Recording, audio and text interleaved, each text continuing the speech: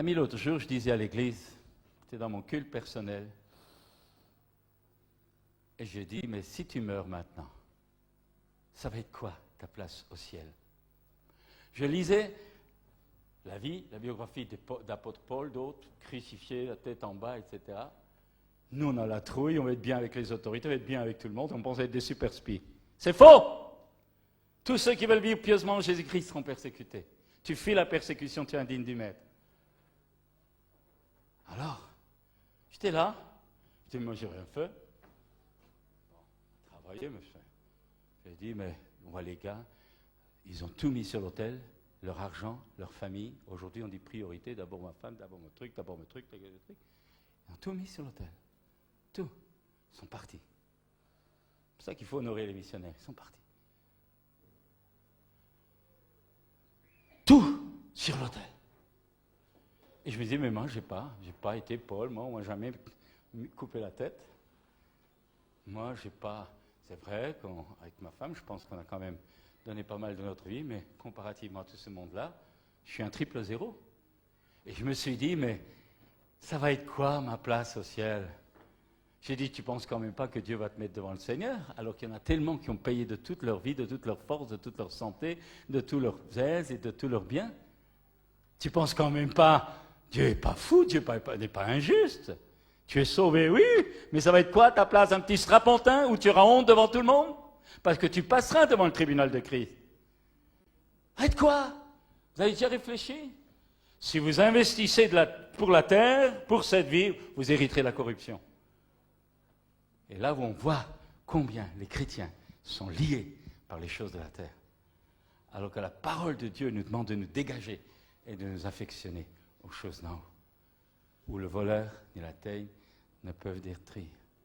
En un mot, investissez dans les greniers du ciel. Investissez dans le grenier du ciel. Vous êtes gagnants ici-bas et pour l'éternité. Mais si vous n'investissez pas dans le ciel, parce que c'est dans la mesure où vous investissez dans le ciel que ça revient sur la terre. Alors je veux dire quelque chose encore. On a parlé combat spirituel. Actuellement, on parle beaucoup de combat spirituel. Voilà, les luttes, les combats, les trônes, les dominations, les principautés, etc. Franchement, 40 ans, je pense, peut-être pas autant que... mais je pense avoir quand même chassé pas mal de démons. Ici, en France, en Afrique, au démarrage, il y avait tous les pasteurs ados quand on a prêché la délivrance des chrétiens. Là, c'était pas facile. Donc je sais. Je vais vous dire, je crois qu'il y a les lignes LED, je crois à des trônes, je crois à ces choses-là. Mais j'en ferai plus mon centre de vie. C'est fini ça. Je ne fais plus de la stratégie des démons mon centre d'étude. Mon désir, c'est de connaître Christ et la puissance de sa résurrection. Le voir lui, et je vais vous dire, là j'ai plus besoin de décibels. J'ai plus besoin de faire tout un tintamarre. Parce que dans la mesure où j'ai mon intimité avec le Seigneur, j'ai l'autorité qui coule tout seul. Alors je ne dis pas, pour certains, dans leur rôle d'intercesseur, dans leur marche, dans leur service spécial, ils peuvent parfois être amenés à utiliser ces connaissances, mais ce n'est pas une doctrine pour tout le monde. Parce qu'il y en a qui vont l'utiliser mal, vont prendre des coups et vont rester sur le terrain. Je vais prendre un exemple. L'autre soir, on priait temps de visitation, pour montrer les choses qui se posent. Temps de visitation. Le lendemain, une jeune femme vient me voir, elle me dit, ben voilà, je suis tombé par terre, etc. Délivrance. Depuis, je suis mal. Depuis, je suis mal. Elle m'a dit, depuis, je suis mal. Ça veut dire qu'avant, elle était mieux que maintenant. Et c'est pas parce qu'elle avait pris un coup en tombant. Vous devez comprendre que ce qui a priorité dans votre vie et dans la mienne, c'est pas d'abord les machins qui viennent d'en haut, parce que ça peut venir aussi du malheur. Ce qui doit avoir priorité dans votre vie, c'est votre être intérieur. Ce que vous êtes au fond. Parce que si vous n'êtes pas en ordre et que vous ouvrez à une visitation, je vous le dis par expérience, ce n'est pas forcément le Saint-Esprit qui viendra. parce que vous êtes ouvert et qu'il y a un point d'accès dans votre vie. Donner un témoignage personnel. Quand je me suis converti, sincère conversion, mais j'avais tellement vécu une vie de patachon que j'avais encore, à cette époque-là, j'avais encore des liaisons parfois, je ne savais pas que c'était interdit, vous savez, quand on venait des... Vous voyez, je vivais avec une communauté africaine, bon. Et puis, chercher le baptême du Saint-Esprit. Il m'a parlé du baptême du Saint-Esprit. Je le voulais.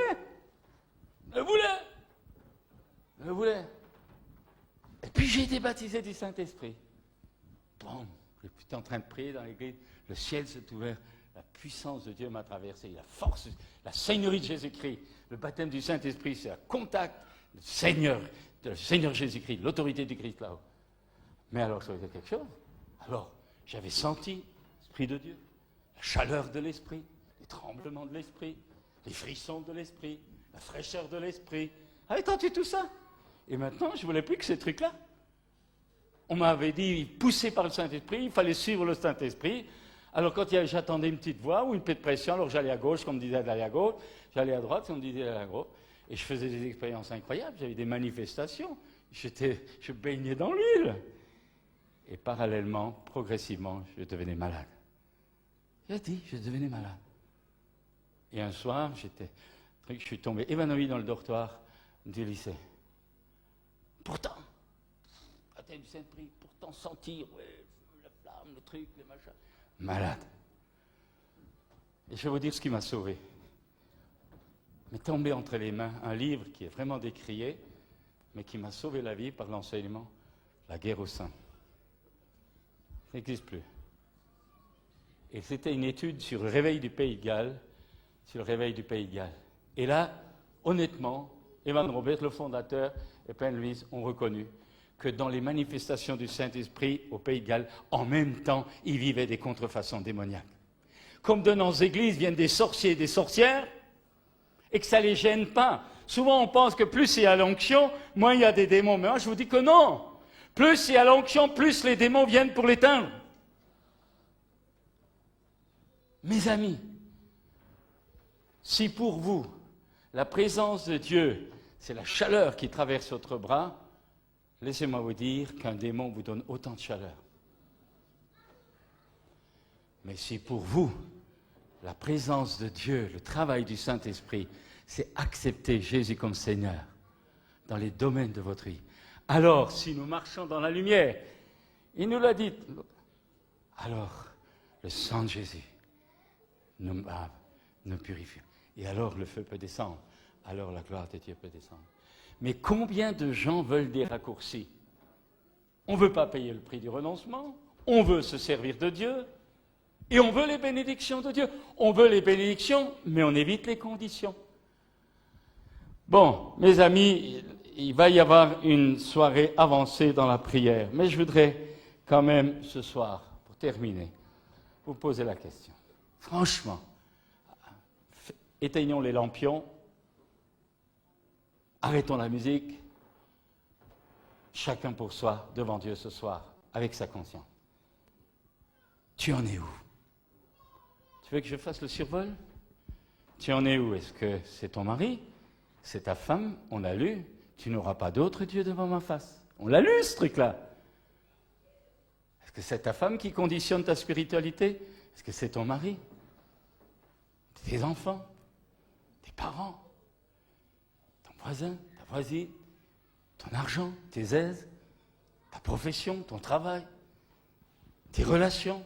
Tes loisirs? Tu n'auras pas d'autre Dieu devant ma face. L'idolâtre n'héritera pas du royaume de Dieu. Et tout ce qui dans votre vie et dans la mienne passe avant Dieu, votre Bible et la mienne me disent c'est une idole. Et si tu es idolâtre, tu fileras en enfer. Tu peux rien, c'est comme ça. Et la seule façon aujourd'hui de revenir, la seule façon, c'est dire Seigneur, ce que je suis, ce que j'ai, ce que je veux faire, je te le remets. Et alors, on n'a plus ces luttes charnelles. Parce que si tu ne t'appartiens pas, regardez les bénédictions, parce que Dieu a un plan pour chacun d'entre nous. Dieu a une vocation pour chacun d'entre nous.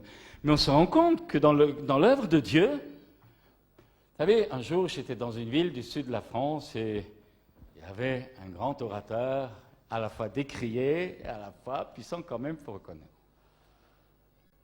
Et bon, 8500 personnes dans l'auditoire, j'étais sur l'estrade.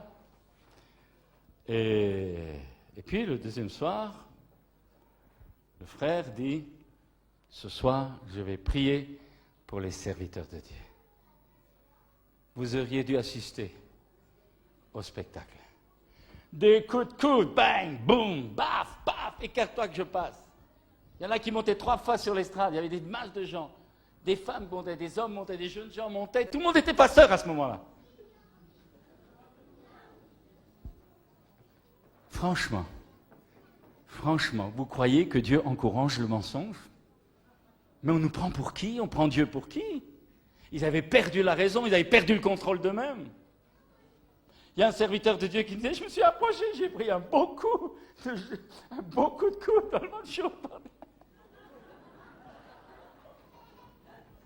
Comment voulez-vous qu'on ait le réveil? Il faut que ça commence par le renoncement personnel. Je renonce à moi. Alors, une dernière chose.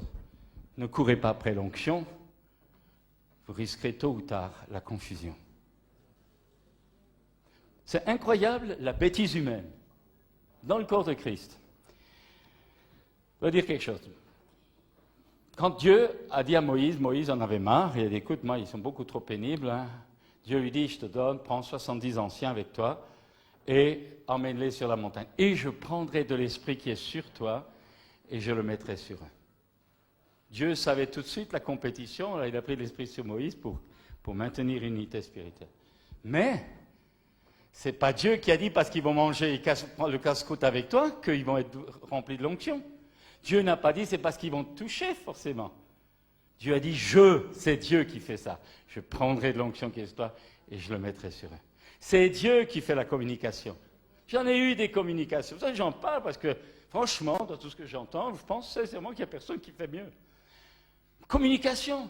Alors on voit les gens, ils courent. Alors, vous savez, des fois, un jour, j'étais en Inde et on me demande de prier, je ne savais pas l'anglais, la personne qui traduisait, c'était très mal. Et je priais dans la nuit, 9000 personnes, là, sur des trucs en Inde, à 10 heures du soir. Le frère me dit, le frère comme on appelle, il dit, prie pour les malades. Puis je commence à briser les malédictions. J'entends des hurlements, des cris, je chasse, bref, tout ce que j'ai pu faire, je l'ai fait. Tout à coup, le frère me tape sur l'épaule, il dit, Pierre, il faut que tu t'en ailles, immédiatement. J'ai dit, ça y est, j'ai fait une bêtise. Je suis rentré vite au logement, ils ne m'ont rien dit, le soir ils ne m'ont rien dit, le lendemain matin je devais enseigner les pasteurs, on ne m'a rien dit, et l'après-midi on se retrouvait sur le stade. Et là il est venu, il dit, il faut que je te donne une explication. Hier soir, quand tu as prié, ce matin nous avons enregistré, et nous avons arrêté l'enregistrement, 365 et quelques guérisons, des vertèbres, des trucs, des machins, incroyables. Moi j'avais rien vu, j'entendais que des cris. Mais il dit, on a arrêté parce que ça ne s'arrêtait pas. Alors je dis, mais alors pourquoi vous m'avez demandé de partir? Mais tout simplement parce que les gens allaient me sauter dessus. Vous savez comment les gens sautaient sur Jésus? Et il a voulu m'épargner le truc. Alors, c'est sûr que la femme atteinte d'une perte de sang a touché, mais ça correspondait à un acte de foi, ça ne correspondait pas à un acte de superstition. Et ce soir, le conseil qui peut vous sauver la vie, parce que si vous attrapez un démon, je ne vois pas beaucoup qui va pouvoir sortir de là. Ça veut dire ceci. Cherchez le Seigneur. Cherchez-le, lui, car celui qui le cherche le trouve. Et Dieu s'est engagé à se faire révéler, à se faire connaître à ceux qui le cherchent. Il est le rémunérateur de ceux qui le cherchent. Et tu n'as pas besoin de chercher des dons pour faire l'œuvre de Dieu. Tu as à chercher le Seigneur pour qu'il te conduise à ta place dans le corps de Christ. Et les dons suivront. Ces dons, ce n'est pas des idoles pour te mousser, pour te mettre en avant. Les dons, c'est les capacités parce que tu as ta place dans les bons sentiments, dans les bonnes dispositions. Et alors, le miracle t'accompagne. Si tu veux faire comme tout le monde, faire ceci, cela, tôt ou tard. Et je vais dire une dernière chose. 40 années de conversion, sais pas moi, au moins 34 ans de ministère, mais je vais vous dire, moi j'ai vu des visitations formidables. Le lendemain, ceux qui visitaient tombaient dans l'adultère, faisaient des trucs, des machins. Moi, je ne me laisserai plus avoir. Si vous voulez, allez-y. Allez-y. Ça ne veut pas dire que je suis contre les manifestations. Mais pas d'abord les manifestations et ensuite la consécration. Je peux vous dire, des gens, j'ai vu dans ma propre famille, j'ai vu des gosses, des jeunes être là par terre, sous l'onction de l'esprit, ça pleurait, ça faisait des délivrances, des machins, paf, tomber dans l'adultère ou dans le truc. Ça, on ne le dit pas, mais ça existe. Ça existe beaucoup trop. Alors ce soir, je fais un appel. Ta foi, ta vie pratique, l'épreuve de ta foi, tu vas être testé. La souveraineté de Dieu, est-ce que tu vas y croire quand tout va mal? L'amour de Dieu quand Dieu se tait? La sagesse de Dieu si la situation devient impossible? Et je termine par ce témoignage personnel. J'avais à peu près 1 an de conversion et j'avais lu toutes sortes de biographies. Vous savez, j'avais été sorti du bourbier. Et un dimanche matin à l'église, j'ai raconté ça aux jeunes à la Pentecôte. On passe le pain et le vin dans l'église. Et au moment où on me donne le pain, le morceau de pain, il y a une prophétie dans l'église. Et j'ai su, au fond de moi, que cette prophétie me concernait. J'ai gardé le pain dans la main pour écouter. Et puis le frère qui distribuait la coupe est arrivé, et je me suis retrouvé dans la main droite la coupe et dans la main gauche le pain. Et Dieu m'a parlé. Et pendant qu'il parlait extérieurement par prophétie, en même temps, il y avait la résonance audible du Saint-Esprit qui reprenait ses paroles à l'intérieur. Parole extérieure, parole interne. Vous ne pouvez pas me tromper. Et je vais vous dire ce que Dieu m'a montré. Je savais que j'avais un appel de Dieu. Depuis l'âge de 15 ans, j'étais perdu dans la neige, je m'ai ramassé à moitié mort, mais Dieu m'avait dit, avant de sombrer dans le sommeil, un jour tu prêcheras l'Évangile. Et là, ce dimanche matin, je ne pensais à rien du tout. Et voilà que j'entends cette voix de Dieu qui dit, est-ce que tu es prêt à avaler ce pain? Est-ce que tu es prêt à avaler cette coupe? Si je te mets dedans, ceux qui te sont les plus proches, qui vont devenir des ennemis, qui vont devenir des adversaires, dans l'Église et au dehors, est-ce que tu es prêt à accepter la souffrance de la trahison, de la séparation, de l'incompréhension, du rejet? Vous savez, quand vous lisez un bouquin biographie, c'est vachement sympa. Mais quand Dieu vous donne ça dans les mains, avec l'illumination du Saint-Esprit, vous savez que ça ne joue plus là. Et la seule fois dans ma vie, je tremblais. J'ai avalé le pain, je dis Seigneur, quoi que ce soit, et je vais vous dire, j'ai dit Seigneur, est-ce qu'un tel sera dans la coupe? La voix de Dieu, oui. Seigneur, une telle, oui. Seigneur, un tel, oui. 4, 5 non. À la fin, j'ai dit Seigneur, et cette personne? Aucune réponse. C'est comme si Dieu disait, ça ne te regarde pas. Heureusement qu'il ne me l'a pas dit, j'aurais fichu le camp. Et je veux dire, la seule fois de ma vie, vous savez, quand on parle, la Sainte Seine, la bénédiction, les trucs, la guérison, ça on y aime. Mais est-ce que tu as déjà avalé la Sainte Seine? J'avais l'impression, avec ça, accepter la persécution, accepter les souffrances, accepter la solitude, accepter la trahison, accepter de vivre une vie au ralenti alors que les autres, pompes, sont tellement dans la prospérité. Accepter de tout sacrifier pour Christ. Est-ce que tu es prêt? Il va falloir l'avaler.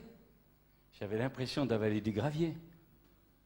Quand j'ai avalé la coupe, je ne vous dis pas. 15 jours après, ça a été le drame. En famille, à l'extérieur, je ne peux pas raconter. Ça a été atroce. Puis il faut dire que ça ne s'arrête pas. Ce soir, je fais un appel. Je voudrais vous demander d'être sérieux. Je voudrais demander qu'on laisse un peu les lampions, qu'on éteigne les lampions ce soir un peu. Nous avons eu de très bons messages, donc ça continuera. Moi, ce soir, je veux compléter ça d'une autre façon. Franchement,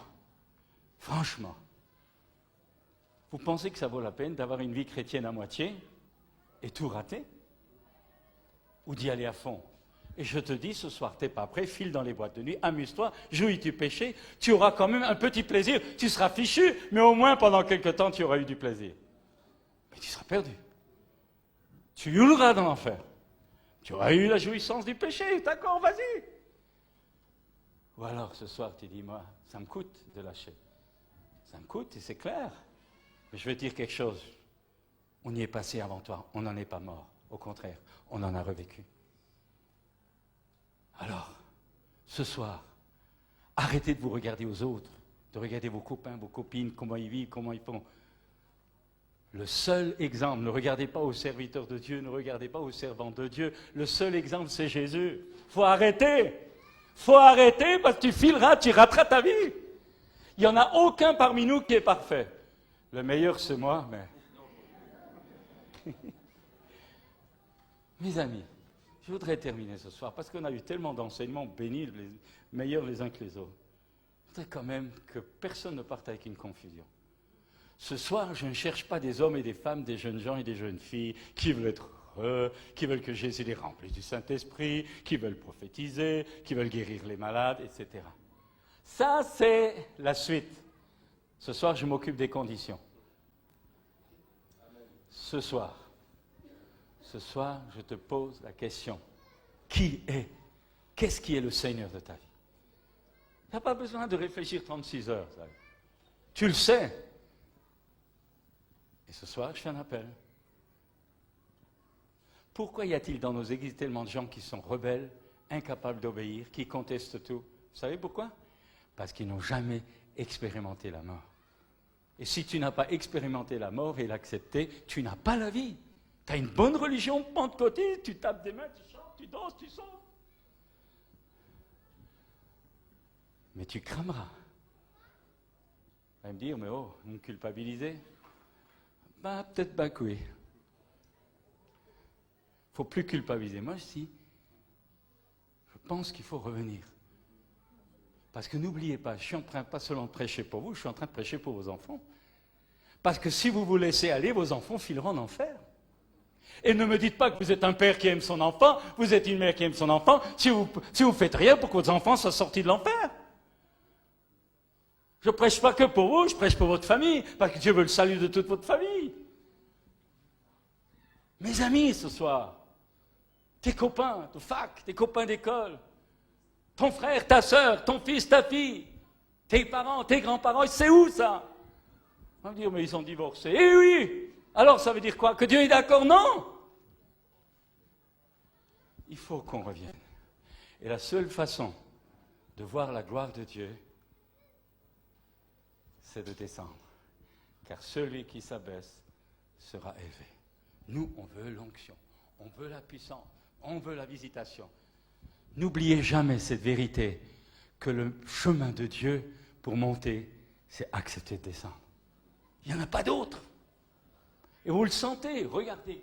Il y a des gens qui ont des dons. Dans le corps de Christ, j'avais raconté ça. Il y avait une fois 2 vieux prédicateurs qui discutaient d'un jeune ministère. Un ministère plein de fous, plein de dons.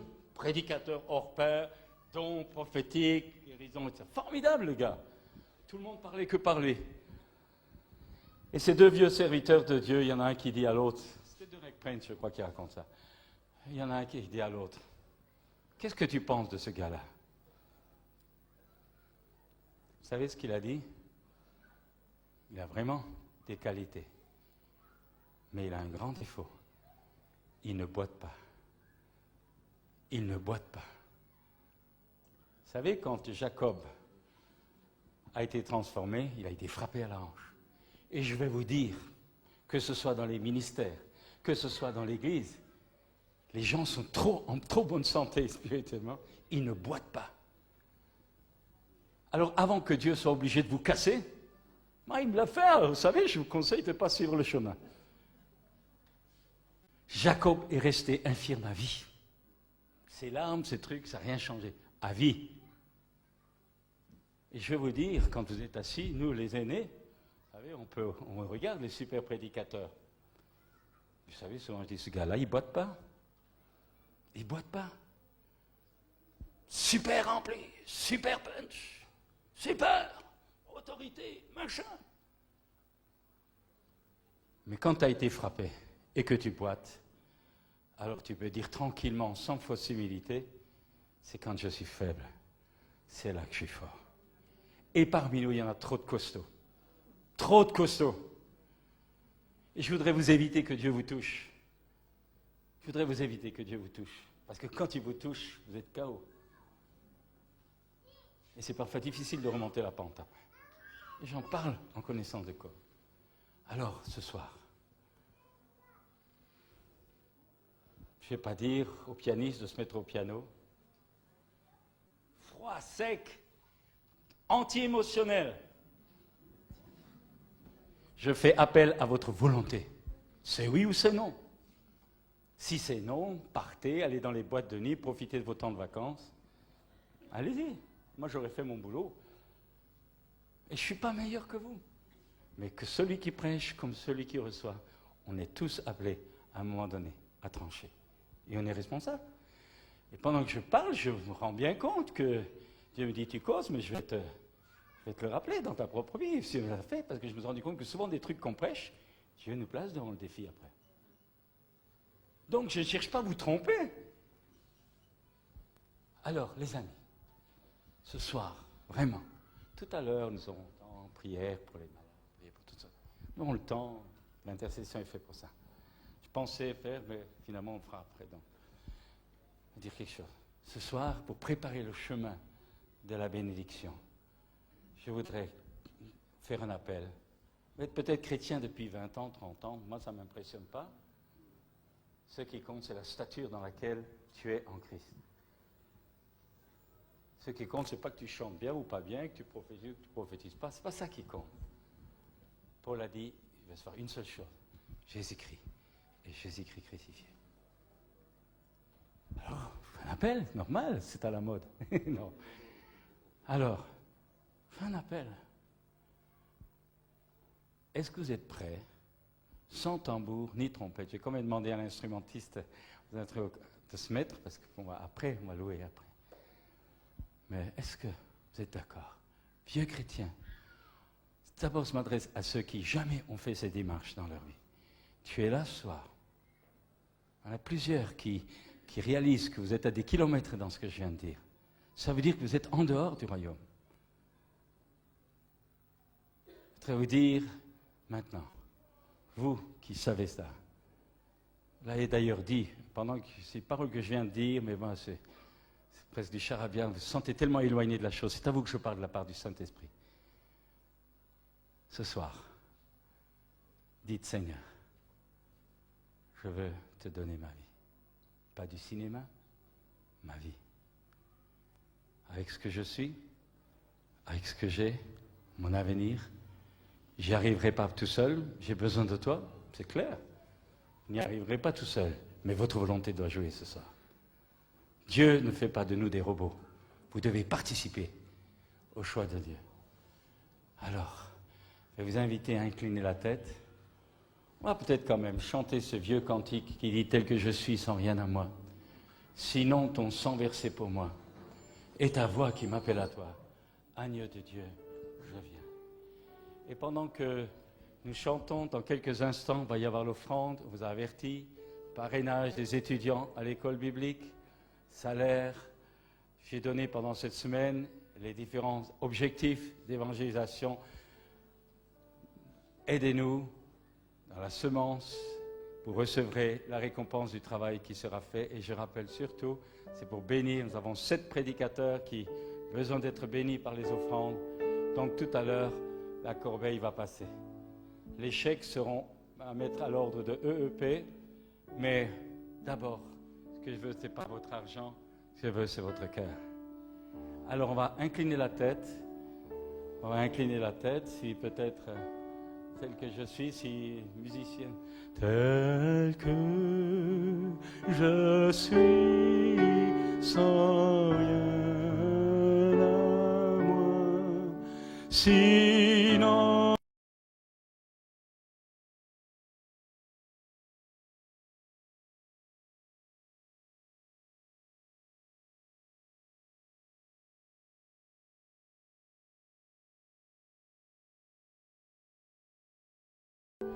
Voulez-vous dire Seigneur Jésus? Dites-le, Seigneur Jésus, ce soir je viens à toi et je te demande pardon pour tous mes péchés. Je te demande pardon pour le mal que j'ai fait.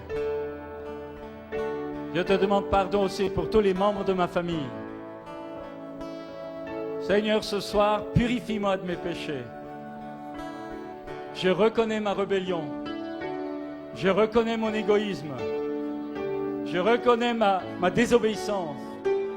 Je reconnais mes péchés. Et ce soir, sincèrement, je te demande pardon. Purifie-moi et délivre-moi de toute malédiction. Ce soir, je ne veux plus poser des conditions. Je veux que tu sois le Seigneur de ma vie. Dites-le lui encore une fois, je veux que tu sois le Seigneur de ma vie. Je ne veux plus jouer aux chrétiens. Je ne veux plus garder mon mauvais caractère. Je veux que ton esprit me transforme. Je veux que le Saint-Esprit me transforme à l'image de Jésus. Je veux changer. Je veux que tu sois mon maître. Et je ne veux plus suivre aucun autre maître. Je te donne ma vie. Je te donne mon avenir. Je te donne les miens. Je te donne ce que je suis. Je te donne mon avenir. Je te donne ce que je suis et ce que j'ai. Ce soir, je veux être un disciple de Christ. Préserve-moi de la fausse religion. Aide-moi à ne pas regarder aux autres chrétiens. Aide-moi à ne pas copier les autres chrétiens. Donne-moi la force d'aller à contre-courant. Ce soir, remplis-moi du Saint-Esprit. Je crois que parce que je me repens, tu purifies mon cœur. Je crois en toi. Je crois que tu es mort pour moi. Je crois que tu as versé ton sang pour moi.